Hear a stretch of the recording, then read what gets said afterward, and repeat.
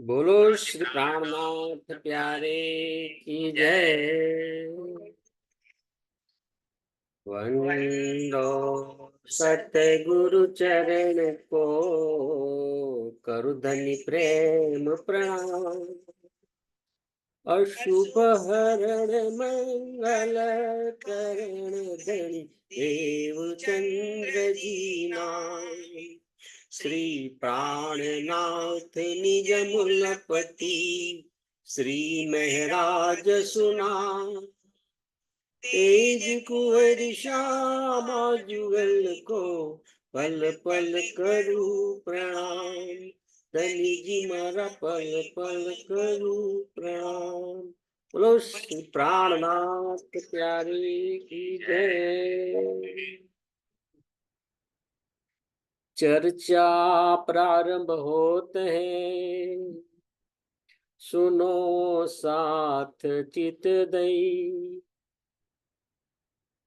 भजो राज श्यामा श्री प्राणनाथ,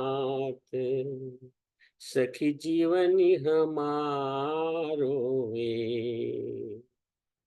श्री महामत कहे साथ जी, बया चर्चा का वक्त। अब तुम सुनियो चित दे, लाला गे आए बैठे तखत। लाला गे आए बैठे तखत। बोलो श्री प्राणनाथ प्यारे की जय। पूर्ण ब्रह्म सच्चिदानंद स्वरूप धामधણી શ્રી અક્ષરાતીત પરમાત્માની અસીમ કૃપાથી, સદગુરુ મહારાજના અપાર આશીર્વાદથી આપણે શ્રી વિતક સાહેબમાં સદગુરુ શ્રી દેવચંદજી મહારાજની વિતકની ચર્ચા કરી રહ્યા છીએ. અહીં આગળ આપણે જોઈ ગયા કે શ્રી મહારાજ ના પિતાજી કેશવરાય બંને પોતાના બાળકો, એમાં કોણ કોણ? શ્રી મહારાજ અને શ્રી ગોવર્ધનભાઈ, આ બંને ભાઈને લઈ અને કાનજી ભટ્ટ પાસે આવે છે અને કાનજી ભટ્ટ ને વિનંતી કરે છે કે કૃપા કરી આ મારા બંને બાળકો છે, એમના પ્રશ્નોનું સમાધાન કરો. કાનજી ભટ્ટ ખૂબ જ આનંદ ઉત્સાહથી ચર્ચા કરવા માટે બેસે છે. કેશવરાયની બંને બાજુ, એક બાજુ શ્રી મહારાજ છે, એક બાજુ શ્રી ગોવર્ધનભાઈ છે. હવે શ્રી મહારાજ સવાલ કરે છે કે બહુ સરળ સવાલ છે મારા, કે કુલ લોક કેટલા છે, તેમાં કેટલા તત્વ છે, તેમાં ગુણ કેટલા છે અને તેમાં કેટલા પ્રકારના પ્રલય છે. હવે આનો બહુ સરળ જવાબ કાનજી ભટ્ટ તરત જ આપી દે છે કે જો શ્રોતાજનો, 14 લોક છે. 14 લોક થી 15મો લોક નથી. 5 તત્વ છે. 5 તત્વ છઠ્ઠું તત્વ નથી. 5 તત્વ કયા? પૃથ્વી, જળ, તેજ, વાયુ, આકાશ. એનાથી છઠ્ઠું તત્વ નથી. ગુણ કેટલા છે? 3 ગુણ છે. 3 ગુણથી ચોથો ગુણ નથી. રજો ગુણ, તમો ગુણ ને સતો ગુણ. આ 3 જ ગુણ છે. અને 4 પ્રકારના પ્રલય છે. અને 4 પ્રકારના પ્રલયમાં નિત્ય પ્રલય, બીજો નૈમિતિક પ્રલય, ત્રીજો પ્રાકૃત પ્રલય અને ચોથો આત્યંતિક મહાપ્રલય. હવે સુંદર શાહજી અહીં આગળ તારતમ વાણી દ્વારા નિજાનંદ સંપ્રદાયની અંદર જે સચ્ચિદાનંદ પરમાત્માનું જે લક્ષ્ય છે એ ખૂબ જ થોડા શબ્દોમાં સમજીએ અને એને ધ્યાનમાં રાખી અને આ સવાલના જવાબ આપણને સમજી શકાશે. તો શ્રીમદ ભાગવતની અંદર જણાવ્યું છે એ પ્રમાણે પરમધામ એટલે સચ્ચિદાનંદ સ્વરૂપ શ્રી અક્ષરાતીત પરમાત્માનું દિવ્ય ધામ છે. એમાં સચ્ચિદાનંદ પરમાત્મા પોતે, તેમની આહલાદીની શક્તિ શ્યામા મહારાણી, 12,000 બ્રહ્માંગનાઓ, આ ઉપરાંત પરમધામની અંદર અક્ષરધામ પણ છે અને અક્ષરધામની અંદર અક્ષર બ્રહ્મ કુટસ્થ સ્વરૂપ બિરાજમાન છે, અખંડ સ્વરૂપ છે એમનું. એમની સાથે મહાલક્ષ્મીજી પણ બિરાજમાન છે. હવે એ જે અક્ષર બ્રહ્મ છે ને, એમનું સત્તાનું સ્વરૂપ, અથવા તો બીજા શબ્દોમાં કહીએ કે એમનું અંતઃકરણ દ્વારા એ લીલા કરતા હોય છે. તેમના અંતઃકરણની અંદર અહમ સ્વરૂપે સત્સ્વરૂપ બ્રહ્મ, ચિત્ત સ્વરૂપમાં કેવલ બ્રહ્મ, બુદ્ધિ સ્વરૂપમાં સબલિક બ્રહ્મ અને મન સ્વરૂપમાં અવ્યાકૃત બ્રહ્મ છે. અને આ અવ્યાકૃત બ્રહ્મ દ્વારા અનંત અક્ષર બ્રહ્માંડ ઉત્પન્ન થાય છે અને ત્યાર પછી એનો લય થાય છે. આ એમની લીલા છે. એમાંનું એક જે અક્ષર બ્રહ્માંડ છે એ અહીં આગળ બતાવ્યું છે. હવે આ જે અક્ષર બ્રહ્માંડ છે ને, એ અક્ષર બ્રહ્માંડની અક્ષર બ્રહ્માંડમાં આવેલી પરમ શક્તિ કઈ, તો કહીશું આદિનારાયણ.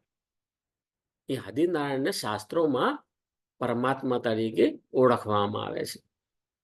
હવે આ જે અક્ષર બ્રહ્માંડ છે એને ધ્યાનમાં રાખીને કાનજી ભટ્ટ જવાબ આપે છે કે 14 લોક છે અને બિલકુલ મધ્યમાં મૃત્યુ લોક આવેલો છે, જેમાં આપણે રહીએ છીએ. તો 14 લોકથી 15મો લોક નથી, બરાબર. એની ફરતે 8 આવરણ છે. એનાથી પરે પ્રણવભ્રવ, એનાથી પરે ગાયત્રી શક્તિ, અને આ જે આખું જે સ્ટ્રક્ચર બન્યું એને આદિનારાયણનું સ્થૂળ સ્વરૂપ કહીશું. ત્યાર પછી એ સ્થૂળ સ્વરૂપની ફરતે મોહ તત્વનું બનેલ સૂક્ષ્મ સ્વરૂપ છે.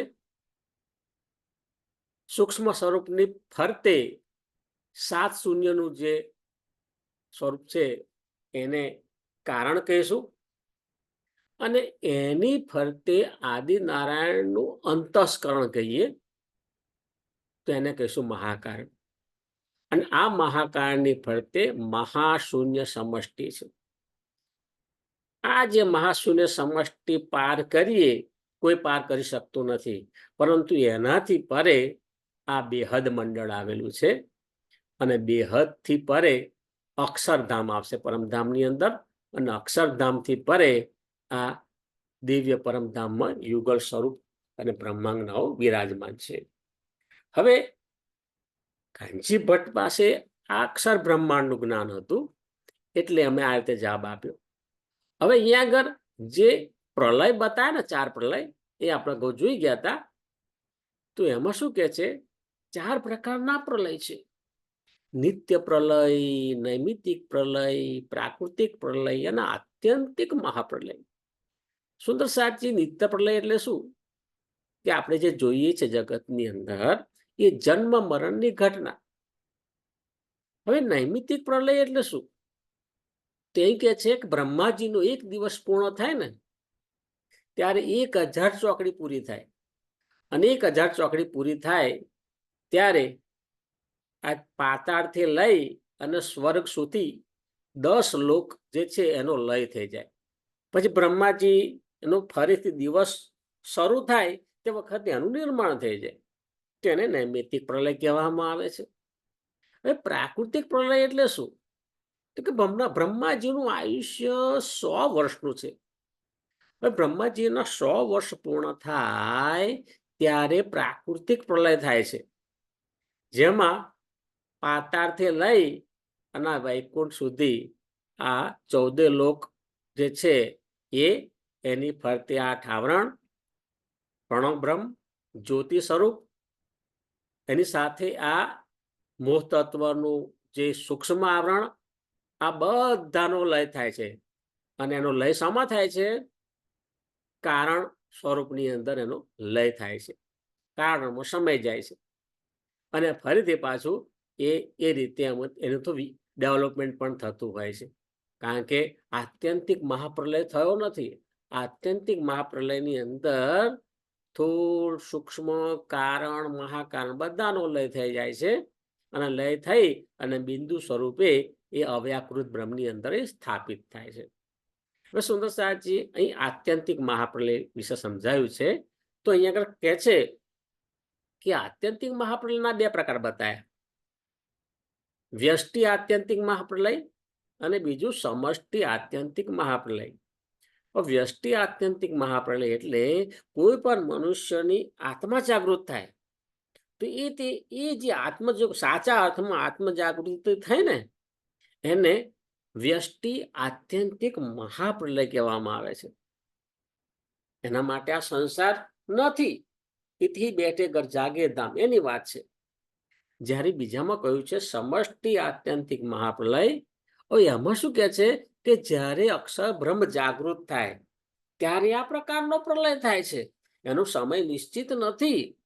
અને તે વખતે શું થશે? અક્ષર બ્રહ્માંડના પાતળથી લઈ અને બધું 4 આવરણ છે ને એ મહાશૂન્ય સમષ્ટિની અંદર લય થઈ જાય છે અને છેલ્લે એ બિંદુ સ્વરૂપે અવ્યાકૃત બ્રહ્મ, જ્યાંથી એની ઉત્પત્તિ થઈ હતી ત્યાં બિંદુ સ્વરૂપે લય પામે છે. સુંદર સાહેબજી, હવે અહીં આગળ જુઓ, આટલું અહીંયા આગળ આપણે જાણી લીધું. હવે શ્રી મહારાજ સવાલ કરે છે કે શ્રી કાનજી ભટ્ટજી, આપના ચરણોમાં પ્રણામ. હવે મને એ કહો કે જ્યારે મહાપ્રલય થાય ત્યારે 14 લોકનો લય થાય છે, બધું લય પામે છે. હવે તે વખતે પરમાત્માનું સ્થાન ક્યાં? મારે આટલું જ જાણવું છે કે મહાપ્રલયની અંદર બધું લય પામી ગયું, બરાબર, આખું ક્ષર બ્રહ્માંડ લય પામ્યું, તમે કશું રહેવા દીધું નથી. તે વખતે જેને તમે પરમાત્મા કહો છો તો પરમાત્મા તો અખંડ વિનાશી છે, એમનો ક્યારે લય થાય નહીં. તે પરમાત્માનું સ્થાન ક્યાં? તે વખતે કાનજી ભટ્ટ તરત જ જવાબ આપે છે કે આ જે ક્ષર બ્રહ્માંડ છે, 14 લોકનું બ્રહ્માંડ, એમાં સૌથી પાતાળ લોકમાં છે ને ક્ષીર સમુદ્ર છે. હવે ક્ષીર સમુદ્રમાં એના કિનારે અક્ષય વટવૃક્ષ આવેલું છે. અક્ષય વટવૃક્ષની અંદર અનેક પર્ણો છે. એ પૈકી એક પર્ણની અંદર અંગૂઠા જેટલું નાનું સ્વરૂપ ધારણ કરી અને પરમાત્મા બિરાજમાન થઈ જાય છે. હવે મહારાજ 2 હાથ જોડીને પ્રણામ કરે છે અને કહે છે કે હે મહારાજ, હવે તમે કહ્યું કે 5 તત્વથી છઠ્ઠું તત્વ નથી, 3 ગુણથી ચોથો ગુણ નથી, 14 લોક પછી 15મો લોક નથી, તો પછી આ પરમાત્મા કઈ રીતે હોય એ મને સમજાવો. 14 લોકના બ્રહ્માંડની અંદર હોય છે કે 14 લોકના બ્રહ્માંડની બહાર હોય છે? 14 લોકના બ્રહ્માંડની અંદર તમે કહેતા હોય તો બધું લય પામે છે, તો 14 લોકના બ્રહ્માંડની બહાર હોય તો એ સ્થાન મને બતાવો. આ સવાલ સાંભળીને કાનજી ભટ્ટની શુદ્ધ બુદ્ધ ચાલી ગઈ. હવે એમની પાસે એમનું મગજ ચાલતું બંધ થઈ ગયું, કોણ પણ જવાબ કઈ રીતે આપવો. થોડી વખત માટે મૌન રહ્યા અને ત્યાર પછી કહે છે, આ જે સવાલનો જવાબ બ્રહ્માજી પણ આપી શકશે નહીં, કારણ કે આ શાસ્ત્રની અંદર જે વાંચ્યું, જે સમજ્યું એનો જવાબ મેં આપ્યો. હવે કાનજી ભટ્ટ કહે છે કે ભાઈ આનો જવાબ હું આપી શકતો નથી. સુંદર સાજી, અહીં આગળ આપણા કાનજી ભટ્ટની જે નમ્રતા છે અને એમના જ્ઞાનને દંડવત પ્રણામ કરીએ છીએ, કારણ કે એમણે અહંકાર નથી કર્યો. સામાન્ય રીતે શું હોય છે કે વ્યક્તિ જવાબ ના આપી શકે ને એટલે એ ગુસ્સે થઈ જાય, અને ગુસ્સાની અંદર એ પછી એ ત્યાંથી ઉભા થઈને જતા, અથવા તો બીજો કંઈક જવાબ આપી દે. ના, કાનજી ભટ્ટ એવું નહીં કર્યું. એમ જે કંઈ જાણતા હતા એનો નમ્રતાપૂર્વક જવાબ આપ્યો. નથી જાણતો તો ના પાડી કે મને એનાથી આગળ ખબર નથી. તો ખરેખર એમની જે વિવેક બુદ્ધિ છે, એમના સંસ્કાર છે, અને એમણે જે ભાગવતનું જ્ઞાન પીરસ્યું, એ બધી જ બાબતને આપણે સાષ્ટાંગ દંડવત પ્રણામ કરીએ છીએ. એવી રીતે અગાઉ આપણે જોઈ ગયા હતા હરિદાસજીની સેવા, કે ભાવથી બાલ મુકુંદ અને બાકી બિહારીની સેવા કરતા હતા. એ જે સાચી સેવા છે, એમના ચરણોમાં પણ આપણે પ્રણામ કરીએ છીએ, આપણે બિરદાવીએ છીએ. સાચી વાતને આપણે બિરદાવી, એ જ ધર્મનું મૂળભૂત પાયો છે. ક્યારેય પ્રભાવમાં આવી અને ખોટી બાબતને આપણે આવકારવાની નથી, કે વાહ વાહના શબ્દો ગાવાના નથી. હા, પ્રેમથી અને આપણે વિનયથી કહેવાનું છે કે આ રસ્તો ખોટો છે, આ રસ્તો સાચો છે. આપણે કહેવાનું છે. આપણે કહ્યું એટલે આપણો ધર્મ પૂરો થયો. સામેની વ્યક્તિને સ્વીકારવું ન સ્વીકારવું એ એમની મરજી છે. હા, એક વાર તમે કહ્યું એટલે તે વખતે ભલે ના પાડે, પણ ત્યાર પછી એમનો અંતરાત્મા તો સાચો છે ને. પેલા અંતરાત્મા ક્યારેય સાચી વાત હોય ને એને જ સ્વીકારે. અહીંયા આગળ જો કેશવરાય પણ કેશવરાયના ચરણોમાં પણ પ્રણામ છે. એમણે પણ કહ્યું બંને પોતાના બાળકોને કે હવે તમને જ્યાં યોગ્ય લાગે આ ચર્ચા સાંભળવા જશો, મને કઈ જ વાંધો નથી. આવા સમજુ પિતાશ્રી સુંદર સાજી, આવા સમજુ પિતાશ્રીના ચરણોમાં દંડવત પ્રણામ. કારણ કે સમજ્યા છે વાતને.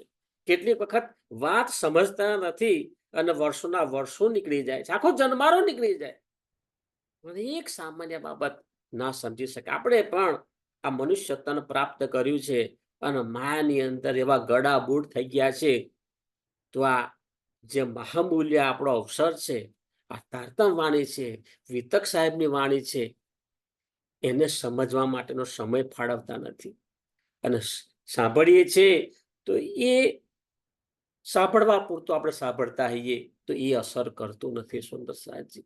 અને જો અસર નહીં કરે તો પછી એનો આપણને આત્માને લાભ કઈ રીતે મળે? આત્મજાગૃતિ કઈ રીતે થશે? દવાને જોવાથી કે દવાની આરતી ઉતારવાથી એની અસર નહીં થતી, પણ એ તે દવા આપણે એને ગ્રહણ કરવી પડે અને ચરી પાડવાની હોય છે, ત્યારે એ દવા આપણને અસર કરતી હોય છે. એવી રીતે ધર્મને પણ વાત એ જ છે કે આપણું અંદરથી ટ્રાન્સફોર્મેશન થાય ત્યારે સમજવું, ના, સાચા અર્થની અંદર મેં ધર્મનું પાલન કર્યું છે. સુંદર સાજી અહીંયા આગળ મહારાજજી સમજાવે છે કે કેશવ ભટ્ટે જે જવાબ આપ્યો ને એનો અલંકારિક ભાષામાં અર્થ શું છે? ખરેખર છે એ પ્રમાણે ભાગવત ગીતાની અંદર છે, પણ એ શું કહેવા માંગે છે એ પણ એ સમજાયું છે કે એનો ગૂઢ અર્થ શું છે. તો એ કહે છે ક્ષીરસાગર એટલે પાતાળ લોકના ક્ષીરસાગરની વાત નથી કરી સુંદર સાજી. અહીંયા આગળ સાગર, આપણે મોહ સાગર કહીએ છીએ ને, આ સંસારની અંદર મોહ સાગર ફેલાયેલો છે અને એની અંદર આપણે ગળાબૂડ છીએ. તો આ સંસારની અંદર જે મોહ ફેલાયેલો છે એને મોહ સાગર કહ્યો છે. અને તેમાં સંસાર રૂપી અક્ષય વટ વૃક્ષ છે. સંસાર છે ને, સંસાર એટલે આપણે આ બધા સમાજમાં રહીએ છીએ, આપણાથી બનતો સંસાર. તો એ સંસાર એક વૃક્ષ સમાન છે અને એમાં આપણે એક મનુષ્ય, તો આપણે મનુષ્ય એ પર્ણ સમાન છે. એ વૃક્ષનું એક પાંદડું, એના જેવી આપણી કક્ષા છે. અહીંયા આગળ પર્ણ સમાન છે. તો દ્રષ્ટિએ જ માનવી પણ સમાન છે. અને માનવીના હૃદયની અંદર આ રુધિરનું ધબકે છે, હૃદય નહીં, બરાબર. ધામ દિલ અંતઃકરણની વાત છે, જે દિલની વાત છે. એ જે ધામ દિલ છે, આપણે કહીએ દિલ, સૂક્ષ્મ હૃદય, એ સૂક્ષ્મ હૃદય જેને આપણે અંતઃકરણ પણ કહીએ છીએ, અંતઃકરણની અંદર જે આપણું દિલ છે, એમાં અતિ સૂક્ષ્મ આપણું ચેતન તત્વ છે. અને જે વાળના ટોચનો 10,000મો ભાગ કહેવાય એટલી સૂક્ષ્મતા કહેવાય. ચેતન તત્વ એટલું સૂક્ષ્મ છે. અને એ ચેતન તત્વ એટલે કહીશું આપણું જીવ. આ જીવ છે તો શરીર છે. એ જીવ જન્મે છે અને આ શરીર આપણને પ્રાપ્ત થાય છે. અને આ જીવની અંદર અતિ સૂક્ષ્મમાં સૂક્ષ્મ આત્મ તત્વ છે. અને એ જે આત્મ તત્વ છે એની અંદર અતિ સૂક્ષ્મમાં સૂક્ષ્મ સચ્ચિદાનંદ પરમાત્મા બિરાજમાન છે. બોલો શ્રી પ્રાણનાથ પ્યારે કી છે. આ રીતે સ્વામીજી પણ વાણીની અંદર પણ કહે છે કે બ્રહ્મ સૃષ્ટિ જે છે એમના ધામ દિલની અંદર રાજ્ય બિરાજમાન છે, યુગલ સ્વરૂપ બિરાજમાન છે. સુંદર સાચી આ એનો ગૂઢ અર્થ કહી શકાય. સુંદર સાજી હવે નિશ્ચિંત થઈને ગોવર્ધનભાઈ ને મહારાજ નિત્ય એક દિવસ બાકી નહીં રાખતા. નિત્ય સવાર ને સાંજ બંને સમય ધનશ્રી દેવચંદ્રજીની ચર્ચા સાંભળવા માટે જાય છે. બંને ભાઈઓ સાથે જાય છે, સાથે આવે છે. હવે જે મોટા ભાઈ સામલિયા ઠાકુર એ પણ કંઈક માથાકૂટ કરતા નથી કે ભાઈ એમને જેમ યોગ્ય લાગે એમ કરે, એ વિરોધ કરતા નથી. આ બંને ભાઈઓ ઘરકામની અંદર પણ મદદ કરે છે, તેમજ ધાર્મિક ચર્ચા છે એનો પૂરેપૂરો આનંદ લે છે. ઘરે આવીને પણ બંને એકબીજાને મદદ કરતા હોય છે અને જે કંઈ સાંભળ્યું હોય એની ચર્ચા કરે છે. સુંદર સાજી અહીંનો પણ સંબંધ અને પરમધામનો સંબંધ, તો એ પ્રેમ કેવો હશે સુંદર સાજી? એ બે ભાઈઓ વચ્ચે ખૂબ ખૂબ પ્રેમ છે. હવે શ્રી મહારાજની ઉંમર 24 વર્ષ 10 મહિના અને 5 દિવસની થઈ ત્યારે એમના મોટા ભાઈ ગોવર્ધનભાઈ, જેમની અંદર ગુણવંતીબાઈની વાસના હતી, પરમધામની ગુણવંતીબાઈ, બ્રહ્માંગનાની વાસના હતી, એમનું સુંદર સાચી ધામ ગમન થાય છે. જો અહીંયા આગળ ધામ ગમન ગોવર્ધનભાઈનું બતાવ્યું છે અને શ્રી મહારાજ નો વિરહ બતાવ્યો છે. કારણ કે હવે એકલા પડ્યા, બંને સાથે જતા હતા, સાથે આવતા હતા અને એમનો જે બંને વચ્ચે પ્રેમ એટલો બધો હતો, તો અચાનક એ ચાલ્યા જાય છે. એનાથી શ્રી મહારાજ ખૂબ જ શોકાતુર થઈ જાય છે. જો અહીંયા આગળ કહે છે દેવચંદ્રજીની ચર્ચા સાંભળતા સાંભળતા 12 વર્ષ વ્યતીત થઈ ગયા. 12 વર્ષ નાની વાત નથી. બંને ભાઈઓ સાંભળવા જતા હતા, ઘરે આવતા હતા અને એમાં 12 વર્ષ વીતી ગયા. આ ગોવર્ધનભાઈ નું ધામ ગમન વિક્રમ સંવત 1700માં થાય છે.